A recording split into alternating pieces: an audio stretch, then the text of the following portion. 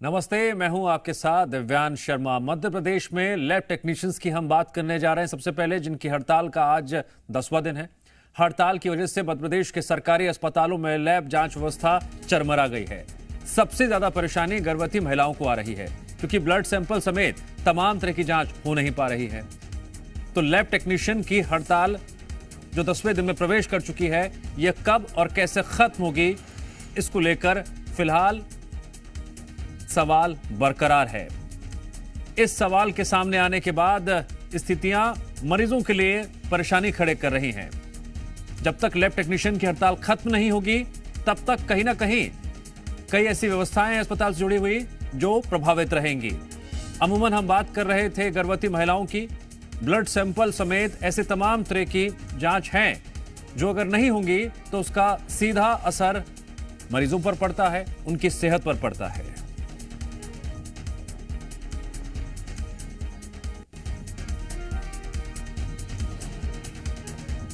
मध्य प्रदेश में lab technicians की हड़ताल का आज 10वां दिन है। लगातार ये हड़ताल जारी है और अलग अलग माध्यम से ये तमाम लैब टेक्नीशियंस अपना विरोध प्रदर्शित कर रहे हैं। कई इनकी मांगे हैं और इन मांगों को लेकर लगातार 10 दिन से ये प्रदर्शन कर रहे हैं। क्या प्रमुख मांगे हैं, किन मांगों को लेकर आप लोग प्रदर्शन कर रही हैं? मैं हेमलता मालवी, लैब टेक्नीशियन, जिला मलेरिया कार्यालय से। हम लोग आज 10 दिन हो गए, हम लोग यहाँ स्ट्राइक कर रहे हैं अपनी 13 सूत्री मांगों को लेके, जिसमें हमारा ये है कि सबसे पहले तो हमारे पद का नाम मेडिकल लैब ऑफिसर किया जाए। 10 दिन से ज्यादा का समय हो गया है। किसी अधिकारी से बातचीत हुई है क्या अभी तक आप लोगों की? अभी तक तो कोई बातचीत नहीं हुई है। वैसे बोला है कि 24 तारीख को सारे जिले के लोग आ रहे हैं तो रैली निकाली जाएगी, और हम लोग इसीलिए बैठे हैं क्योंकि हमारे पदनाम चेंज होना चाहिए। बहुत सालों से हम ग्रेड पे मांग रहे हैं, वो नहीं दे रहे। और जब 2 साल में कोरोना था तो सारे डिपार्टमेंट वर्क टू होम पे थे, लेकिन हम लोग उस समय हम कोरोना योद्धा बन के काम कर रहे थे। तो सरकार को उस तरफ भी ध्यान जाना चाहिए और हमें रिस्क अलाउंस देना चाहिए, हमारा ग्रेड पे पढ़ाना चाहिए। जी बिल्कुल। अच्छा, आप लोगों की हड़ताल से सबसे ज्यादा एक वर्ग जो प्रभावित हो रहा है वो है गर्भवती महिलाओं का। टेस्ट नहीं हो पा रहा है और काफी जो परेशान हो रही हैं वो हैं गर्भवती महिलाएं। हाँ, बिल्कुल हो रही हैं, क्योंकि हम लोग अभी स्ट्राइक में बैठे हुए हैं और हम लोग बिल्कुल सरकार से रिक्वेस्ट करेंगे कि जितनी जल्दी हो सके हम लोगों का निराकरण किया जाए, ताकि हम लोग भी अब वापस अपनी ड्यूटी में जाकर अपनी ड्यूटी दे सकें, अपनी सेवाएं दे सकें। जब तक मांगे नहीं मांगी जाती तब तक जारी रहेगा? बिल्कुल बिल्कुल रहेगा। बिल्कुल। तो ये तमाम लैब टेक्नीशियंस हैं और लगातार अपनी हड़ताल को जारी रखे हुए हैं। एक ही बात कि जब तक इनकी मांगे मान नहीं ली जाती तब तक ये अपना हड़ताल, अपना आंदोलन जारी रखेंगी। जी मीडिया के लिए कैमरा पर्सन कैलाश के साथ प्रिया पांडे, भोपाल। हमारे सहयोगी प्रिया पांडे वहां पर हड़ताल कर रही लैब टेक्नीशियन से बातचीत करती हुई। दरअसल 10वें दिन प्रवेश कर चुकी है हड़ताल और सीधा सीधा इसका सरोकार उन मरीजों से है जो जांच के लिए आते तो हैं। जब लैब टेक्नीशियन हड़ताल पर होंगे तो जांच फिर कैसे होगी? सबसे ज्यादा असर गर्भवती महिलाओं पर पड़ रहा है, उनके सामने जो मजबूरियां हैं और दूसरी तरफ लैब टेक्नीशियंस की मांगे हैं। जी मीडिया संवाददाता प्रिया पांडे हमारे साथ जुड़ गई हैं इस खबर पर और अधिक जानकारी देने के लिए। प्रिया, आपने लैब टेक्नीशियंस से बात की और इसके मायने ये हैं कि मरीजों की मुसीबत और परेशानी से ज्यादा इस वक्त लैब टेक्नीशियंस को अपनी मांगे, अपनी परेशानी ज्यादा महत्वपूर्ण नजर आ रही है और यही वजह है कि हड़ताल अब 10वें दिन में प्रवेश कर चुकी है। समाधान कैसे निकलेगा? हड़ताल कैसे खत्म होगी? क्या प्रश्न चिन्ह बरकरार है?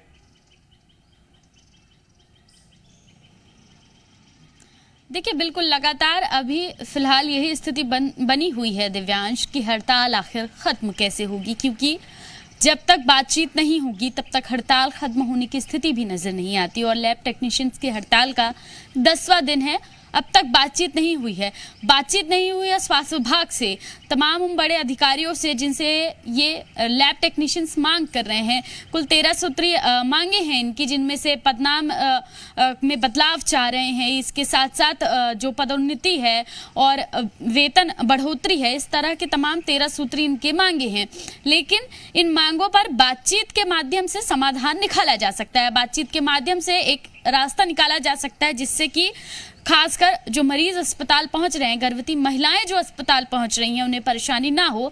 लेकिन फिलहाल ऐसी कोई बातचीत का दौर नजर नहीं आता, ऐसा कोई समाधान निकलता हुआ नजर नहीं आ रहा है। लैब टेक्नीशियंस लगातार अलग अलग माध्यम से हड़ताल कर रहे हैं।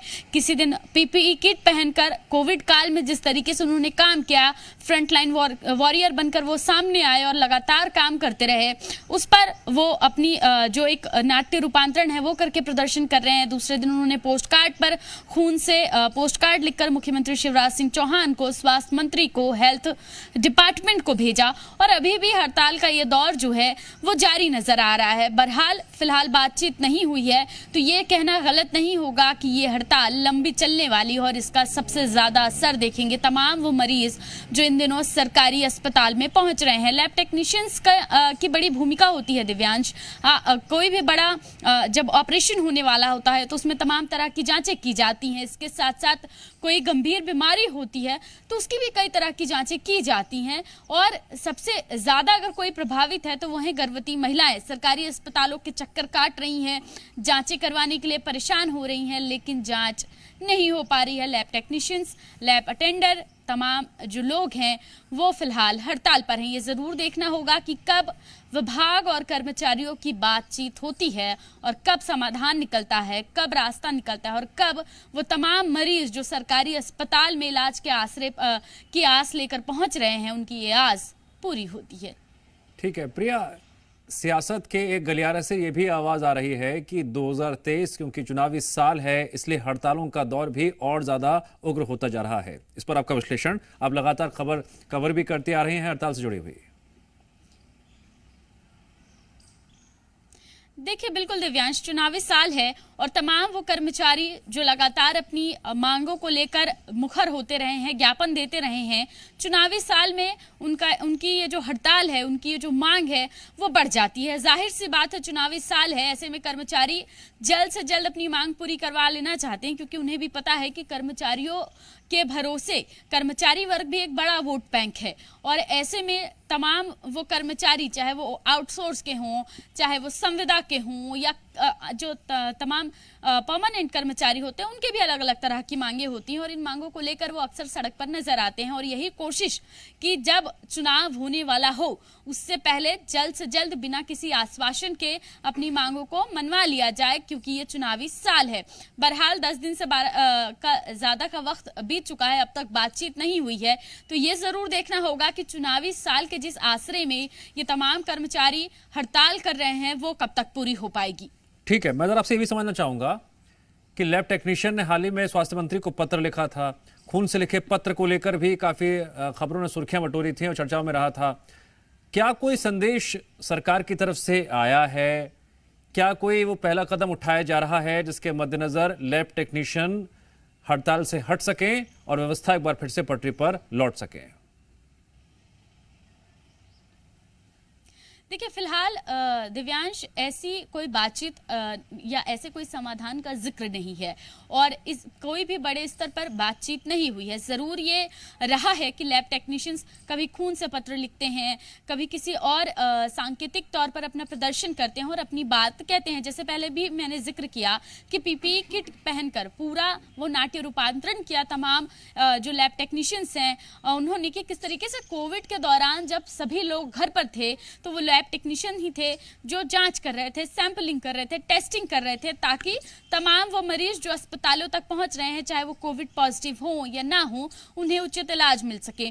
तो इन तमाम तरीकों का नाट्य रूपांतरण करके लैब टेक्नीशियंस जो हैं वो प्रदर्शन कर रहे हैं, सरकार से बातचीत करने की कोशिश कर रहे हैं, और लैब टेक्नीशियंस ये भी कहते नजर आ रहे हैं कि इस बार आश्वासन से बात नहीं बनेगी। पहले भी लैब टेक्नीशियंस जो हैं वो अपनी बात को रखते आए हैं, अलग अलग तरीके से उन्होंने ज्ञापन दिया है। कई बार स्वास्थ्य मंत्री के सामने या हेल्थ डिपार्टमेंट के सामने उन्होंने अपनी मांगों को रखा है, और अब इस बार आश्वासन से बात नहीं बनेगी, क्योंकि इससे पहले भी आश्वासन ही मिलता रहा, काम नहीं हुआ। जो जिस तरीके की उनकी मांगे थी वो पूरी नहीं हुई। 13 सूत्री मांगे हैं, उनमें से सबसे महत्वपूर्ण पदनाम उनके बदले जाएं, ऑफिसर या अधिकारी कहकर उन्हें बुलाया जाए। कुल मिलाकर ये का रास्ता है कि फिलहाल लैब टेक्नीशियनों को आश्वासनों से कोई फर्क पड़ता हुआ दिखाई नहीं दे रहा है। उन्हें कोई ठोस निष्कर्ष चाहिए अपनी मांगों को लेकर। प्रिया, जानकारी के लिए आपका शुक्रिया।